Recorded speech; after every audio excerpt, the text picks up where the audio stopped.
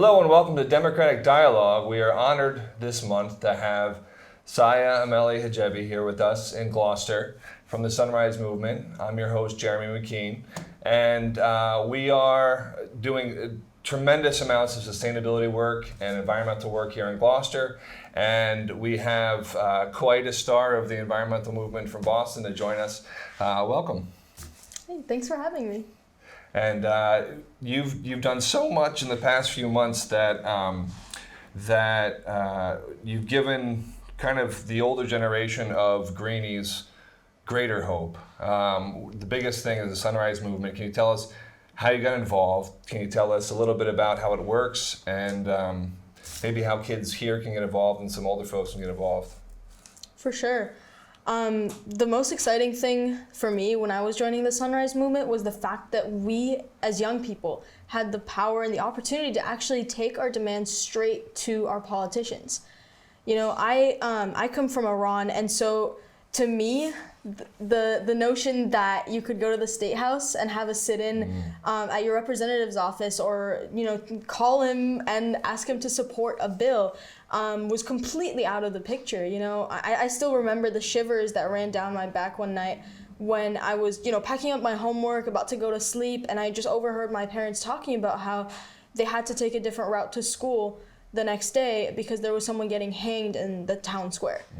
And that's kind of the fear tactics that the government used. But, the fact that in the U.S., we're able to take our demands to the streets, to strike, to call up our representatives and ask them very directly to support different bills, support the Green New Deal, has been absolutely empowering and so inspiring to me. And you took that to the street September 20th with the climate strike, millions of people involved, countless countries involved. What was that like on the streets with the Sunrise Movement, with countless others? You've done all this work to build up to it. How'd that feel to be part of something that big?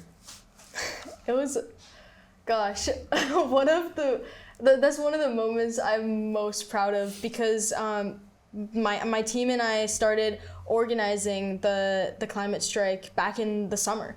And we decided that we were going to really try to give youth the opportunity to lead something big. And so our entire team of organizers for the strike that brought 10,000 people out into the streets was all students under 20 years old. Wow. And so this was a group of college freshmen and high school students putting that event together. And, by the end of it, it just felt like having a second family, because we'd been spending so much time together and pouring our hearts out into this work. And then to see that come together, to see all 10,000 people come out that day, was just the most rewarding experience. Wow. And you've been on tour. You've been on a media tour with Gina McCarthy, the former head of the EPA. And that in itself is amazing. How did that start? How did you two connect to do this media tour?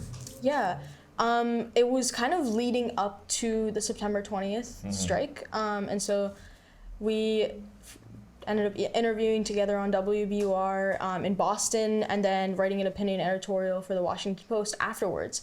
Because we realized that, even though we come from completely different generations and completely different walks of life, we've had this passion for climate and climate activism for some time.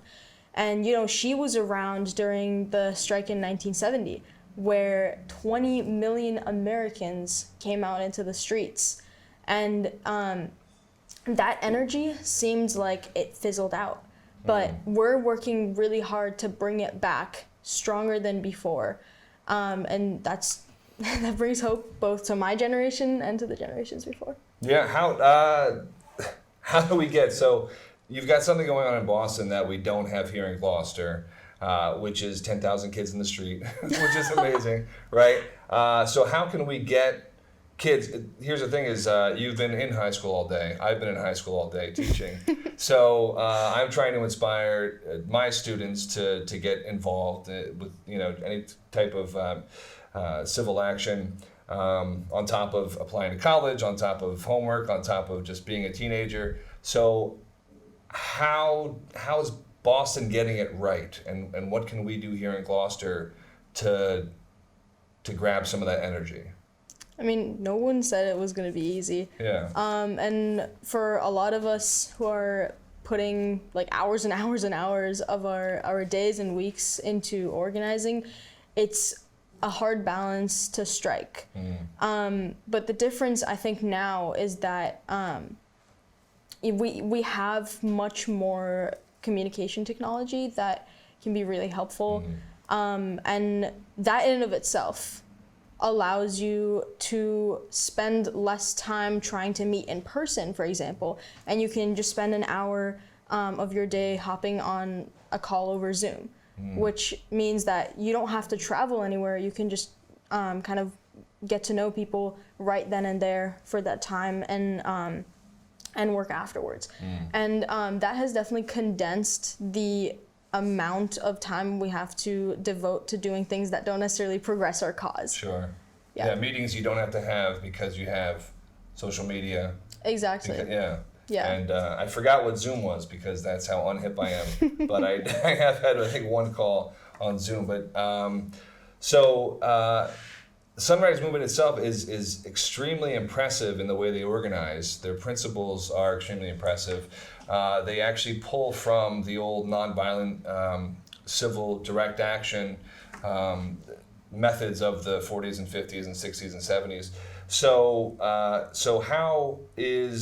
how does that play into the next step for the Sunrise Movement in Boston, especially for you as you go into college? Yeah, I mean, we're standing on the shoulders of giants. Yeah. We wouldn't be able to do this work if it wasn't for the history and the previous movements that have kind of lightened up this path for us. And that's not to say that we're not making up a lot of it as we go along. Yeah. But we do get a lot of guidance from that. And, you know, people like Gina McCarthy who have spent their entire careers propelling us to be in this moment, in this political atmosphere where youth activism is not only possible, but so incredibly powerful. We really have so much potential right now to take this far and take this fight to the end to win. Yeah. What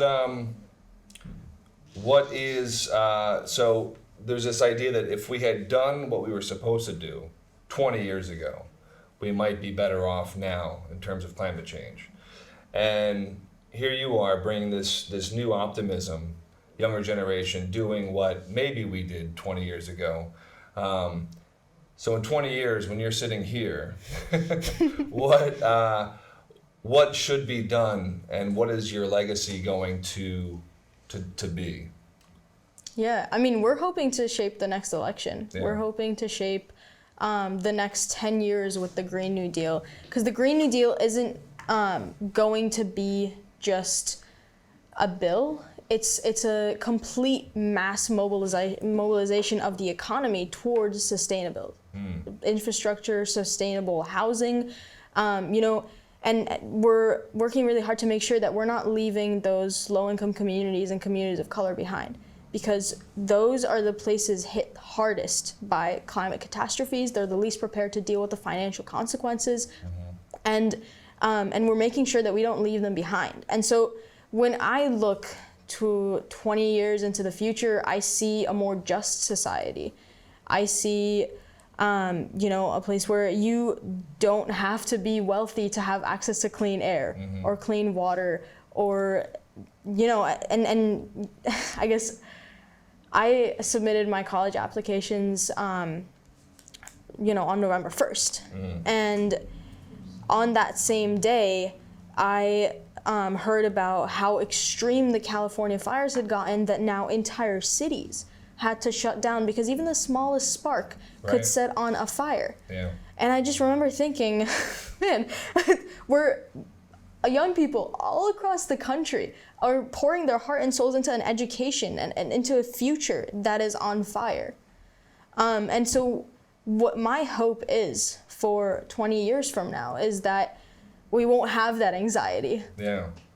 We'll pour our heart or soul into our education, into the future that we want to build, without having to worry about climate change. Yeah, and the this idea that the world's on fire, this global motto I think of Greta's speech where she wants us to panic. And she's yelling at older generations and saying, "You've let us down. You stole my childhood." Who inspired you? When I remember reading that you, when you left Tehran, you came here to Boston and you saw blue skies for the first time, and that must have been, that has been a major inspiration for you. But how did you start? Were you younger? Was this recent? Something you read in English class that got you? Was it Silent Spring or something? What got you going? Yeah, my answer to this question has evolved over the years, for sure. And that's because, when I thought about climate change before, I kind of thought about polar ice caps melting. I thought about temperature rising. I thought about sea level rising. And to me, that didn't seem like a part of my life. I didn't live near the ocean, so I didn't feel the consequences of that so close and nearby. It was hard for me to visualize that. Whereas with the pollution, all I had to do was just look up, and it was always gray. Yeah. And so, a couple months ago, I was able to visit my family from Iran in Georgia, and because we can't go to Iran and they can't come to the U.S. It had been 8 years since we'd seen them. My grandparents hadn't seen me grow up, and during this time that we were at this visit, we got in a car accident. And we were traveling in two separate cars, and I was in the one that didn't crash. And so I wake up, I look over, and the van that my mom, my aunts, and my little cousin were traveling with was turned over on the side of the road. And that was the most terrifying moment of my entire life, because I almost lost my entire family. And I was lucky enough that I got to have a second chance. I didn't lose anyone that day. I came close, but I didn't lose anyone. And when I think about, and that really put the climate crisis into perspective for me, because I think about how many families in Puerto Rico, in Florida, in California do not get that second chance right now. Sure. How many people are losing their loved ones, their families, their communities to preventable catastrophes? Sure. And that's what drives me forward now. The people I'm doing this work for are my family, because I don't want to lose them, and I don't want anyone else, any other kid, to wake up one day and see their home in ash. And that's on a local slant. We live right on the ocean. We have the fishing industry. We have the properties that will go like that. If we lose the fight on the coastline, we have extremely remarkable grassroots organizations here in Gloucester and on Cape Ann. I'm hoping that every kid in Cape Ann sees this interview and sees you and is inspired. What can our local teens do? I read that Sunrise Movement, they say if there's 3 of you that want to start a Sunrise chapter, then there's 3 of you and you get our blessing and you can go. For some kid who's watching, probably not on TV, but probably on Facebook or Instagram or social media, hopefully YouTube, what can they do? What can they do today? What can they do tomorrow? What, they are you before you got involved. What kind of message can we bring to them? Absolutely. Something that Sunrise has worked really hard to do is to make activism accessible. And so no longer do you have to be this individual with your motivation, you're really passionate about the climate movement, but it's hard to figure out how you can actually contribute. We've made it really easy to start your own hubs or get involved with hubs around. So Sunrise only started about 2 years ago, and already we have over 300 hubs all across the country. Wow. And that's because, that group of 3 people get together and figure out how they're going to make it work, and then everybody can work from that foundation. So something that we do is not just have these strikes and organize actions, but also train leaders. Just a couple months ago during the summer, we had a summit in Rhode Island where we invited over 500 leaders in the Northeast area to just learn how to be better leaders, to learn how to be better organizers. Right, yeah. And that can spread, because once you have the training, you can give that training to somebody else, and we can grow our movement that way. Yeah, it reminds me of the union movement of, training leaders on a Saturday to then take over the next week, and then that spreads, and then you have an official movement, and then you look back and you say, this, how did we get here? Like, how did we do this? And then all of a sudden, it's 10,000 people strong on the streets of Boston. It's a beautiful thing. Are you watching the impeachment trials, the hearings? I'm following between classes, along a little bit. maybe. Yeah, a little bit. Yeah. Your grandfather, is it right that your grandfather is not the biggest climate change believer? Was that your friend Audrey? I forget. Oh, that was my friend Audrey. Okay. Yeah. So in your family, how has this gone? Is this going to be a point of contention, or do you have climate change support from mom, dad, sister, brother, cousins, etc.? Yeah, my mom definitely supports the message. It's for her, the biggest thing is safety. So Yeah, big time. yeah, that was her biggest concern. Yeah. And when I was going down to Washington, D.C. last year, on December 10th, we were having a sit-in at Nancy Pelosi's office, and she pulled me aside. For a second, she was like, I don't know if you should go, because I don't know how officials are going to react, and I don't want anything to happen to you. And we both kind of had to take a moment there to trust the system in the U.S. and trust that we have freedom of speech and freedom of expression, and just go for it. And it went well? Yeah. Did you meet Nancy Pelosi? No, just... That's the best thing about Sunrise. Even when we don't win, we win, because then we show the parts in the political system that aren't working for us. Yeah.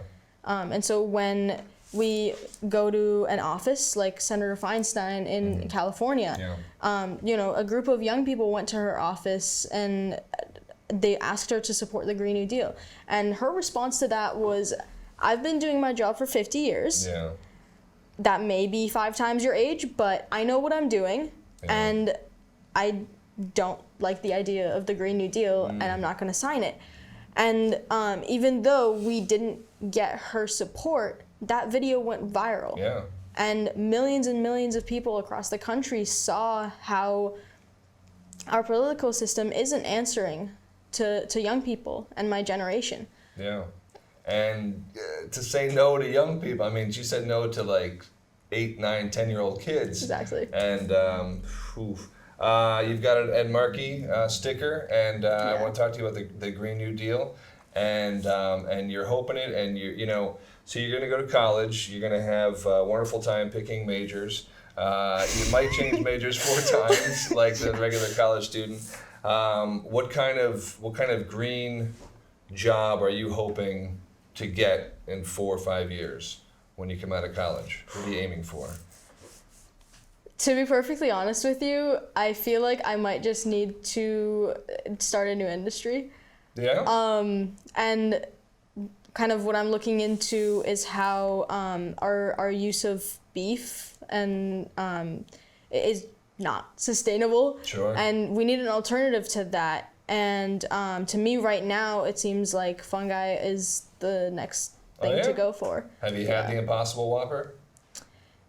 No. No? Are you a fan? Well, I'm a little scared. Vegan, it's essentially just, if you eat vegetarian burgers, it's just a big vegetarian burger. Yeah. You're like, oh, I've had this before.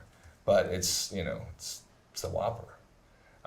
So fungi, so mushroom burgers, huh? Yeah. Yeah. Yeah, that's been my favorite. Totally sustainable. Yeah, and honestly, they grow on pretty much anything. Yeah, anything damp and dank. Yeah. And basement burgers, you could call it, because they grow in. That would be a little sketchy, but maybe. A little bit. I don't know. It could be hip.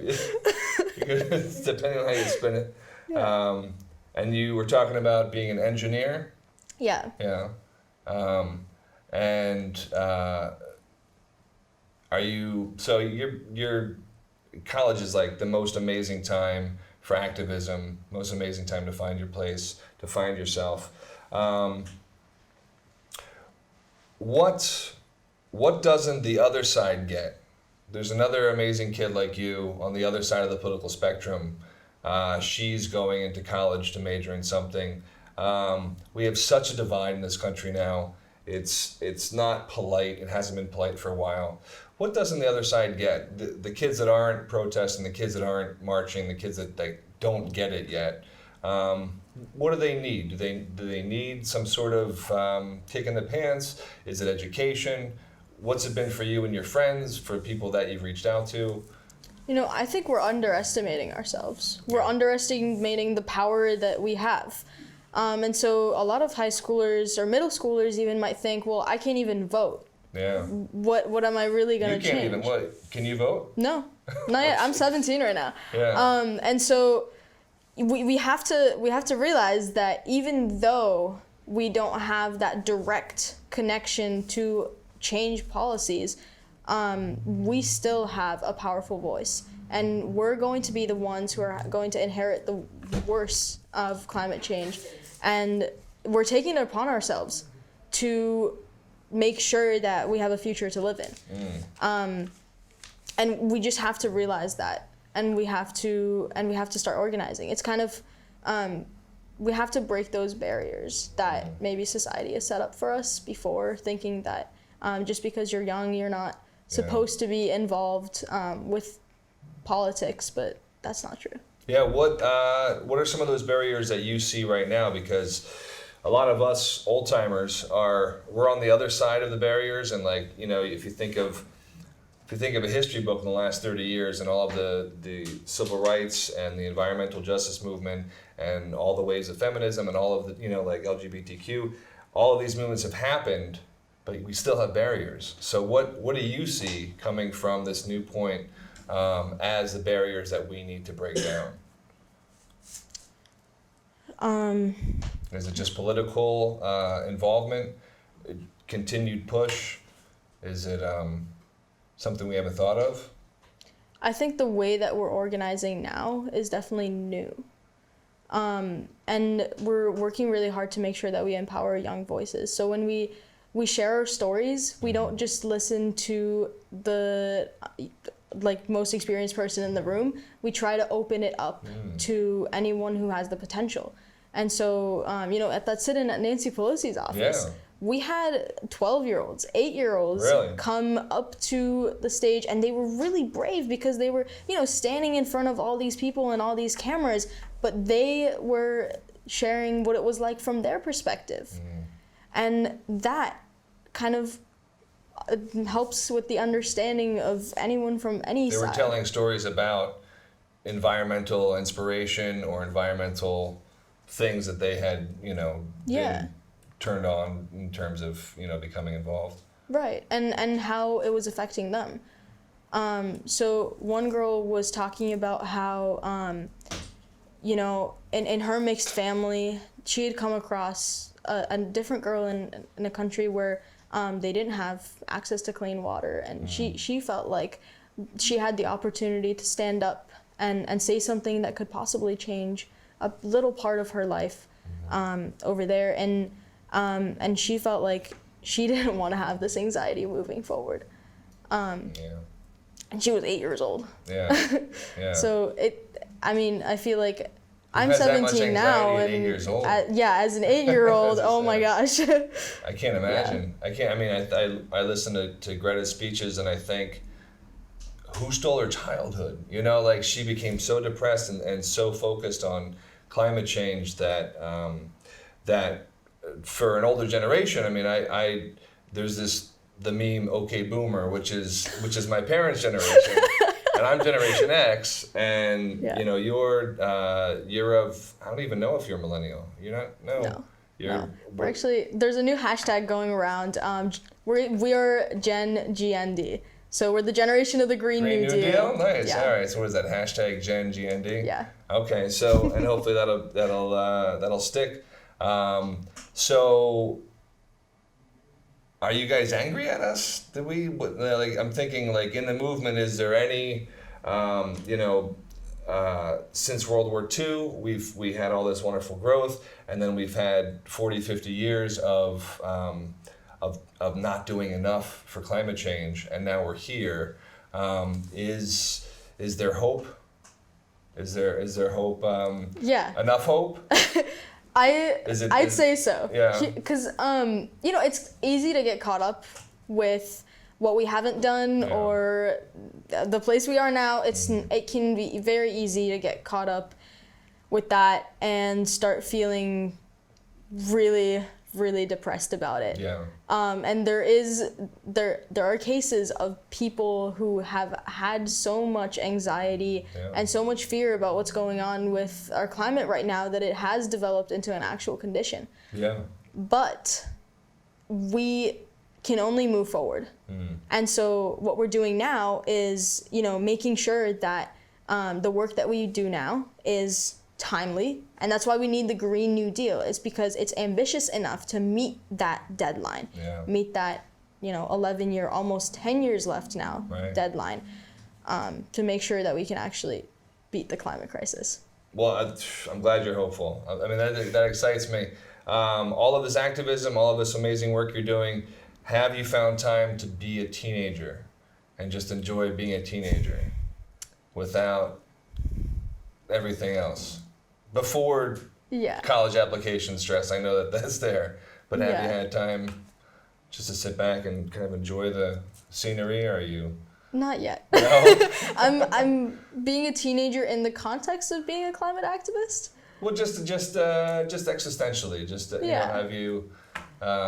Have you had a moment not thinking about activism where you've been able to enjoy,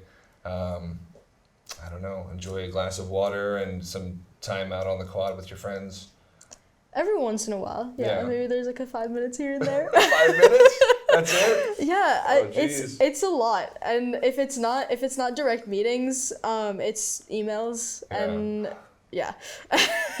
Well, I'm glad that you've been doing this. I'm glad, we are so thankful to have you, and we're honored to have you here in Gloucester, 1623 Studios. And it would be amazing if you came back and spoke. We have a climate change coalition. We have several environmental groups. So thank you so much for being with us. And this is just a wonderful experience. Thank you so much. I had fun. Me too.